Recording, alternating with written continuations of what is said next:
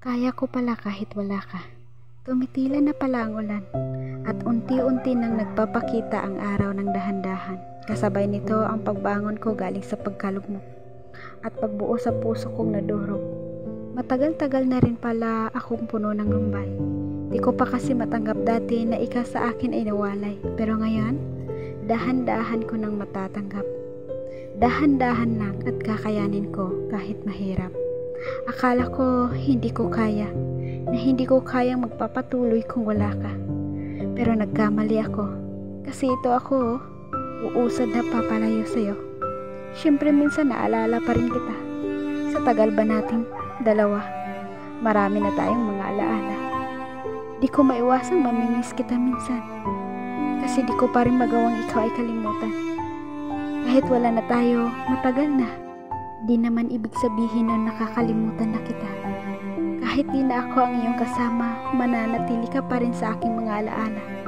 Kahit papaano naman kasi naging parte ka ng buhay ko.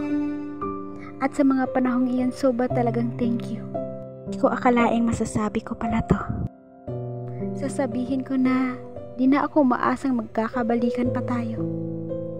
Hindi na rin pala ako galit sa'yo. Wala nang sakit, wala nang puot, at wala nang bitterness sa puso ko. Siguro tama nga ang sabi nila.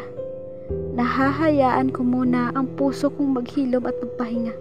Dapat din pala talagang di minabadali ang lahat, kasi proseso ang paghilom at pagaling ng mga sugat.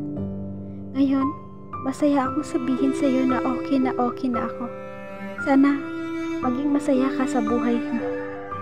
Marami din akong natutunan sa iyo. Kaya talagang sobrang nagpapasalamat ako. May dahilan ang mga bagay kung bakit nangyayari. Nasaktan man ako at lumuluha dahil sa pagkawasak. Ang mga sakit at luha naman na yun, ang sa akin ay nagpapatatag. Ewan ko kung anong dala itong bagong kabanata. Pero ako'y handang-handa na. Ngingiti ako sa paghaharap ng panibagong bukas.